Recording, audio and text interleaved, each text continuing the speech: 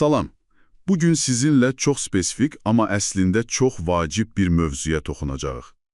Azərbaycanda rəsmi sənədlərin hazırlanması qaydaları. Yəni, o kargüzarlıq məsələləri. Əlimizdə də bu sahədəki təlimatdan bəzi çıxarışlar var. Məqsədimiz, yəni istər dövlət qurumları ilə işiniz olsun, istərsə də ümumiyyətlə maraqlanırsınızsa, bu sənədləşmə standartlarının əsaslarını anlamanıza kömək etməkdir. Gəlin başlayaq. Görək bu rəsmiyyətin arxasında nə dayanır. Baxın, ilk növbədə sənədin ümumi görünüşü, formatı var, düzdür? Bu çox önəmlidir deyəsən. Bəli, çox önəmlidir. Yəni, sənədin necə görünməsi ilk təsirat yaradır. Həm də vahid standart vacibdir ki, bütün sənədlər oxunaqlı, səliqəli olsun. Arxivdə saxlamaq asanlaşsın. Məsələn, qaydalara görə əksər sənədlər A4 formatında hazırlanır. A4 standartdır demək olar. Bəli. Və şrift olaraq da çox vaxt Arial, ölçüsü də 12 tələb olunur. Sətir arası interval da ya 1 ya da 1,5 olur. Yəni, bunlar hamısı, necə deyim, nizamlanıb. Bəs o kənarlardakı boşluqlar, onlar niyə lazımdır elə dəqiq? O boşluqlar, xüsusilə sol tərəfdəki 25 mm, əsasən sənədləri tikmək, qovluğa yerləşdirmək üçün nəzərdə tutulub. Sağ, yuxarı, aşağı kənarlar üçün də minimal ölçülər var. Hər şey nizamlı olsun deyə. Maraqlıdır. Hətta səhifələmə də deyəsən ikinci səhifədən başlayır, ərəb rəqəmləri ilə. Bəli, birinci səhifə nömrələnmir. Və nömrə işarəsi, nomrə və ya elə nömrə sözü. Tamamilə doğrudur. Bunlar kiçik detallar olsa da ümumi sistemin bir parçasıdır. Bəs adların yazılışı, məsələn, təşkilat adları, vəzifələr, orada necədir vəziyyət? Məsələn, Azərbaycan Respublikasının Təhsil Nazirliyi. Aydındır. Amma, məsələn, nazirliyin içindəki bir şöbənin adı yazılırsa, orada adətən yalnız ilk söz böyük olur. Fərqli yanaşmadır. Bir də maraqlı istisna rayon icra hakimiyyətləridir. Onların adlarında bütün sözlər böyük hərflə yazılır. Bunu görmüşəm. Niyə elədir görəsən? Statusla bağlıdır yəqin. Çox güman ki, onların yerli idarə etmədəki xüsusi statusunu vurğulamaq üçündür. Bəs vəzifə adları, nazir, müdür, mütəxəssis, bunlar necə yazılır? Əksər vəzifə adları kiçik hərflə yazılır. Yəni, nazir, departament rəisi, şöbə müdürü hamısı kiçiklə. Amma bəzi çox yüksək vəzifələr istisnadır. Məsələn, Azərbaycan Respublikasının baş prokuroru. Burada böyük hərf var. Adların yazılışı da çox vacib məqamdır.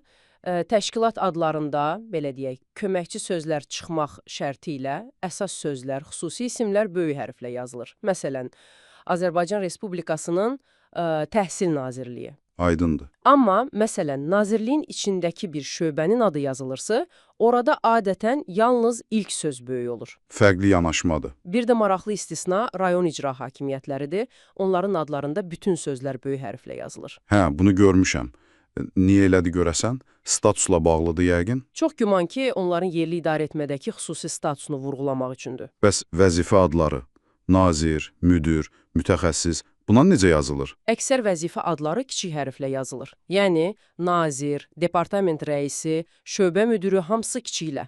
Amma bəzi çox yüksək vəzifələr istisnadır. Məsələn, Azərbaycan Respublikasının baş prokuroru. Burada böyük hərf var. Deməli, əsasən kiçik hərf.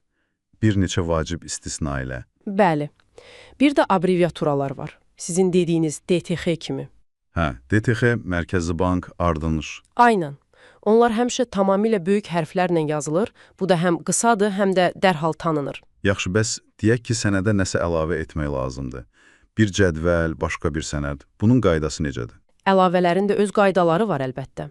3 əsas növ əlavə müəyyən edilib. Biri var, sərəncamla təsdiq edilən əlavələr, məsələn, hansısa qaydalar və ya siyahılar.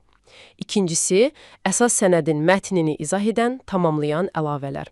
Və üçüncüsü, müstəqil sənəd kimi göndərilən, amma əsas sənədə aid olan materiallar. Onları necə fərqləndirirlər? Sənəddə qeyd olunur. Bəli, əlavənin üzərində adətən yuxarı sağ küncdə onun hansı sənədə əlavə olduğu, nömrəsi və s. göstərilir. Əgər əlavənin adı sənədin mətnində çəkilməyibsə, onda sənədin sonunda imzadan əvvəl əlavə başlığı altında onun adı, vərəq sayı, nüsxə sayı qeyd edilir. Bəs surətlər.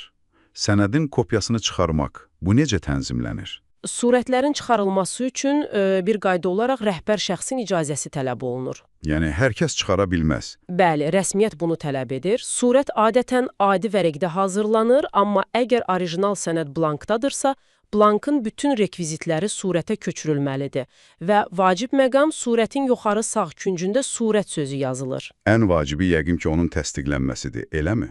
Tamamilə doğru. Surətin hüquqi qüvvəsi olması üçün o mütləq təsdiqlənməlidir. Bunun üçün düzdür qeydi yazılır, təsdiq edən şəxsin vəzifəsi, imzası, adı, soyadı, tarix göstərilir və əlbəttə möhür vurulur. Möhür çox vacibdir. İləri formatdan tutmuş, təsdiqə qədər hər şey detallı şəkildə nizamlanıb. Mənbədə başqa sənəd növləri də var idi deyəsən. Qərar, sərəncam, əmr, protokol. Bunların fərqi nədir qısaca? Hə, onlar da çox önəmlidir. Hər birinin öz məqsədi və strukturu var. Məsələn, qərarlar adətən kollegial orqanlar tərəfindən qəbul edilir. Yəni, bir neçə nəfərdən ibarət şura, komissiya və s. Daha çox ümumi məsələlər üzrə. Bəli, strateji, ümumi siyasət məsələləri. Sərəncam və əmr isə daha çox təkbaşına rəhbər tərəfindən verilir. Direktor, nazir və s. Bunlar daha çox operativ, konkret tapşırıqlarla bağlı olur. Təyinatlar, ezamiyyətlər, konkret işlərin icrası. Əmrdən sərəncam arasında bəs fərq varmı? Kiçik fərqlər var strukturunda, amma mahiyyətcə çox oxşardılar. Hər ikisi rəhbərin göstərişini ifadə edir. Protokol isə tam fərqlidir. O, iclasların, müşavirələrin gedişatını, müzakirələri, çıxışları və qəbul edilən qərarları əks etdirən sənəddir. Yəni, iclasın yazılı qeydiyyatı. Bir də məktublar var. Yəqin ən çox istifadə olunan. Əlbəttə. Məktublar təşkilatlar arası yazışmanın əsasıdır. Bir də əvvəllər daha çox istifadə olunan teleqramlar, telefonoqrallar var idi təcili məlumat üçün. İndi bəlkə də elektron poçt onları əvəz edib. Beləliklə, görürük ki, Azərbaycanda rəsmi sənədləşmə həqiqətən də çox ətraflı, nizamlanmış bir sistemdir. Bəlkə də bəziləri üçün biraz mürəkkəb görünə bilər, amma... Amma bu qaydaları bilmək, ən azı əsas prinsiplərini anlamaq, həm sənəd hazırlayarkən səhvlərdən qaçmağa kömək edir, həm də sizə gələn rəsmi yazıları daha düzgün başa düşməyə imkan verir. Yəni, bu effektiv ünsiyyət üçün vacibdir. Başlığın yazılışından tutmuş, əlavənin necə qeyd olunmasına, surətin təsdiqinə qədər hər detalın öz mənası, öz funksiyası var. Bəli, bu detallar sənədin ciddiliyini, rəsmiyyətini təmin edir. Bütün bu, necə deyim, köklü və çox detallı ənənəvi qaydaları nəzərə alanda adamın ağlına bir sual gəlir. Görəsən, indi hər şey rəqəmsallaşır, dövlət xidmətləri elektronlaşır. Bu rəqəmsallaşma prosesi bu klassik kargüzarlıq standartlarına necə təsir edəcək? Onların forması dəyişəcəkmi? Yoxsa əsas prinsiplər mahiyyət olduğu kimi qalacaqmı? Bu, həqiqətən də düşündürücü sualdır. Yəqin ki, müəyyən dəyişikliklər olacaq, elektron imza və s. kimi, amma əsas prinsiplərin aydınlıq, dəqiqlik, hüquqi əsaslılıq kimi qalacağına inanıram. Bəli, bu həqiqətən də gələcəkdə müşahidə etməyə dəyər bir proses olacaq. Bugün bu maraqlı və detallı təhlildə bizimlə olduğunuz üçün çox sağ olun.